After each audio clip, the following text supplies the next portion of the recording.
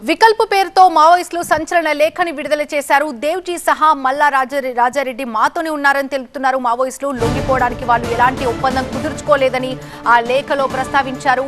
హిడ్మా సమాచారాన్ని దేవ్జీ పోలీసులకు చెప్పాడు అనేది పూర్తిగా అవాస్తవం అంటున్నారు. హిడ్మా హత్యకి 4 వ్యక్తులే కారణమంటున్నారు మావోయిస్టులు. పూర్తి అప్డేట్స్ అందించడానికి మా బ్యూరో చీఫ్ విజయ్ లైవ్ లో సిద్ధంగా ఉన్నారు. విజయ్, వికల్ప పేరుతో విడుదలైనటువంటి మావోయిస్టుల సంచలన లేఖను ఏ విధంగా అర్థం చేసుకోవాలి? ఈ లేఖ చూస్తుంటే వాళ్ళు లొంగిపోయే అవకాశాలు చాలా తక్కువగా ఉన్నాయా అని అనిపిస్తోంది. పూర్తి అప్డేట్స్ ఏంటి?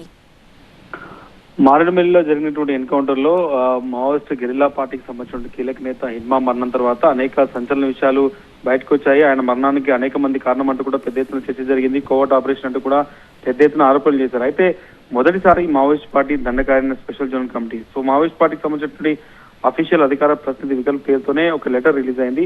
దాంట్లో 4 వ్యక్తులు హిడ్మా మరణానికి కారణం. దాంట్లో ఒక అతను కలప వ్యాపారికి సంబంధించి ఫర్నిచర్ వ్యాపారి, విజయవాడకు చెందినటువంటి వీళ్ళిద్దరూ కూడా దాదాపు ఒక కోవర్టుగా ఉన్నటువంటి గోపాల్ అన్న వ్యక్తి తెలంగాణ పోలీసులకు ముందుకి లొంగిపోవడం, ఆ తర్వాత ఆయన ఇచ్చిన సమాచారంతో విజయవాడ కల్ప వ్యాపారులు హిడ్మాని తీసుకెళ్లే ప్రయత్నం చేశాం.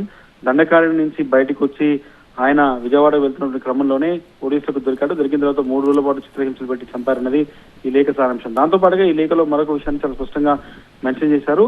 ఈ పార్టీ సెక్రటరీ దేవూజీతో పాటుగా మల్లా రాజరెడ్డి ఇద్దరు కూడా బయట పోలీసుల అదుపులో లేరు, వాళ్ళు మా దగ్గరే ఉన్నారు, మావోయిస్టుల దగ్గరనే క్షేమంగా ఉన్న విషయాన్ని కూడా ఈ లెటర్ ద్వారా వికల్పు చెప్పారు. కానీ ఇప్పటికే హిడ్మాకు సంబంధించినటువంటి మరణం తర్వాత పెద్ద ఎత్తున చాలా మంది కోర్టులో పిటిషన్ దాఖలు చేశారు. హిడ్మా మరణంపై న్యాయ విచారణ జరిపించాలని.